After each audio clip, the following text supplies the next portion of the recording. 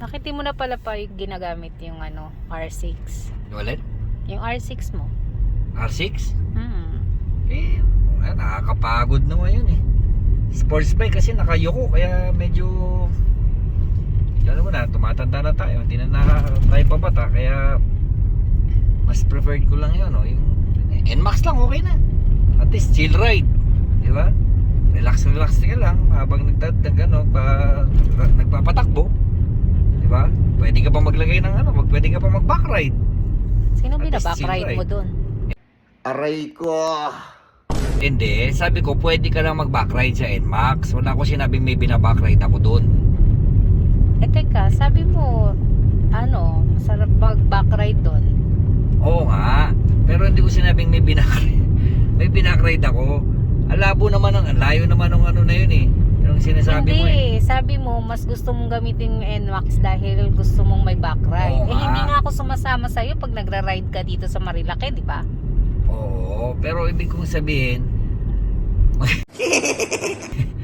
maganda lang sa i-backride. Magandang patakbuhin, di ba? Kasi chill ride eh. At saka bakit nahihilig ka sa night ride? Magandang night ride. Kasi tignan mo kapag ka umaga, di ba? Pag umaga, alam yan. Alam ng mga tropa yan. Pag umaga, daming kamote. At least night ride, hindi mainit. Di ba? Ang ganda Tapos, anong oras ka nakakauwi pag night ride? Kasi alam ko, magpapaalam ka. Tapos, umaga ka na nauuwi. Eh kaya nga night ride eh. May night ride ba na na maaga pang uuwi? Kaya nga night ride. Oh, saan ka tumutuloy pagkatapos mo mag-ride? Eh di syempre, kain, di ba? Tapos muna. Ang hilig mo kumain dito. Bakit ba nahihilig ka? May pagkain naman sa bahay. Ganun talaga. Eh dito kasi masarap yung tilapia. Ano? Yung tilapia, Wala namang dagat dito ah. yung tilapia na may gata, masarap dito yun. Hoy, Oh. nagluluto din ako nun. Anong pinagkaiba ng tilapia dito sa tilapia sa bahay? Yung tilapia mo, alam ko na yung lasa. Siyempre, Tapang muna tao. Bilib ako sa kakayahan mo. kahit pa paano, di ba? Tikim-tikim tayo ng...